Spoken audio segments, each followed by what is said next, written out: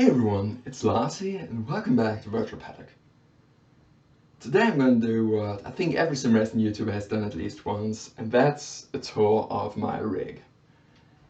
Now I will preface it by saying that it's nothing too exciting and you've seen the gist of it in a bunch of videos that I've done before. It's still a playseat challenge, but I thought I'd show you some of the modifications I've done to it and what gear I'm running on it, and maybe also some of the other stuff that I use to produce my videos. So let's go! So here it is, this is my playseat challenge, which I've had for 4 years now, and you can see that isn't new anymore. I've done quite a few mods to it though, all rather recently within the last year. Most notably the pedal pivot points by Indigo Lime. Also these reinforcement braces. As well as this one though, I never actually opened this one to get in, because I'd have to open it on that side over there. And I always get in from this side here. The one mod that I haven't talked about is the shifter mount, and that's made by Lowdown Shifter, specifically for the Thrustmaster TH8A, but I think they've also got a bunch of mounts for other shifters. And that actually leads me nicely into what I'm running on this rig. As you can see, the Thrustmaster TH8A.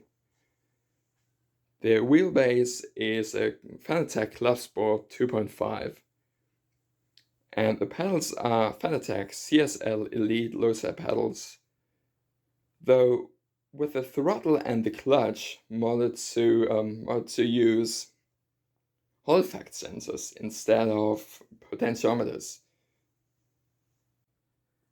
Now, if you've seen my review of the Indigo Lime stuff, you might remember that one of the complaints I had was that one of the back pedal clamps had already broken by the time I recorded the video. And unfortunately, shortly after I recorded the video, the second one also broke. And it obviously destabilized the pedals. They weren't like completely moving on the rig, but enough that it affected my confidence because I just couldn't brake with as much control anymore. It actually kind of kept me away from sim racing for a while. So in like March or April, I really didn't race much. But eventually I figured out that there were quite a few more spots here where I could put zip ties. And that's why I did. So the whole thing has got now like 20 zip ties on it, and it's perfectly stable again. It works with even just 2 clamps. And for now, I'm happy with the way it is now. Maybe I will eventually get a better rig when I have more space. But for now, this definitely works perfectly well. Now let's take a look at the wheel rims that I use these days. I've got 3 different ones. And my main one now is actually the most recent one that I bought, and it's the Fanatec Club Sport version 2.5X. To be honest, I only got the X version because I thought it looked a bit better.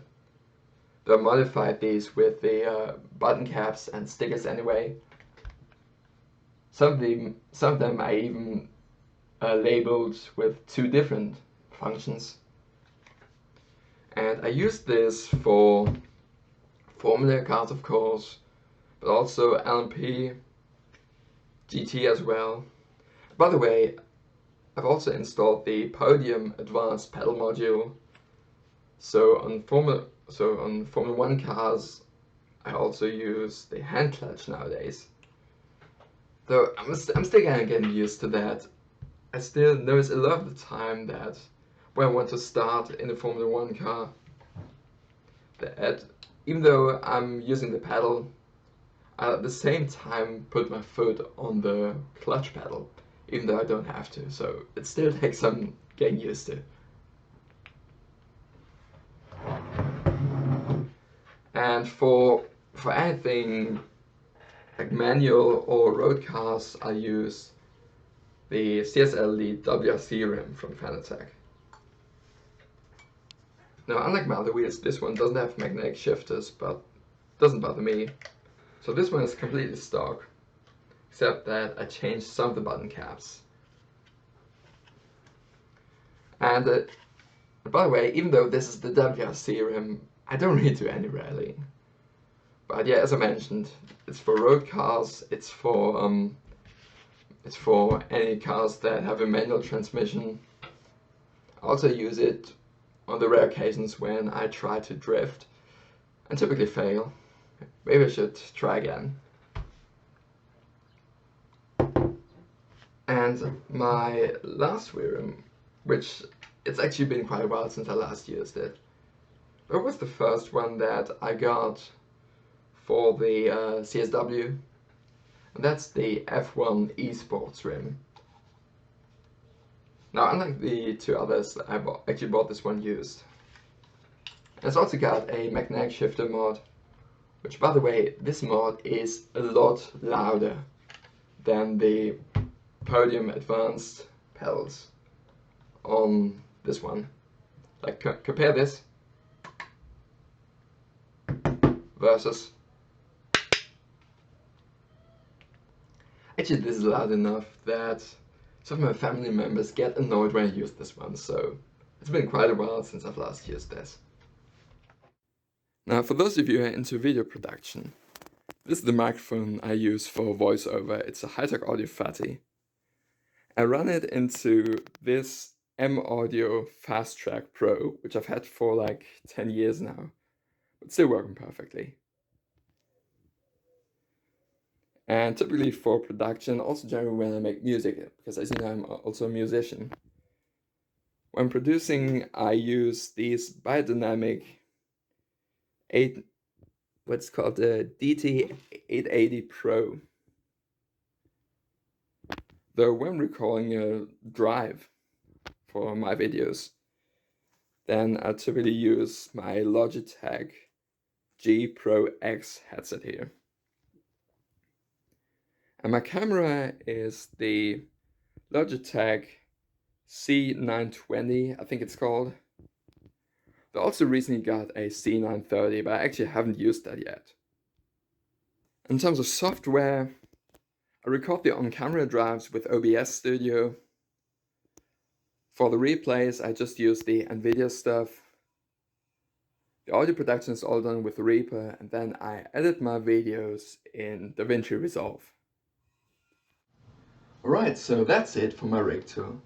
I know it's very different from what I usually do, but maybe it's also refreshing to see that not everyone is using a direct drive and triple screens. Even though, I'm not gonna lie, I would like to have those things as well. But right now it's just not possible for me. But anyway, thanks for watching, I hope you enjoyed this video. If you did and you want to see more content like this, be sure to click like and subscribe.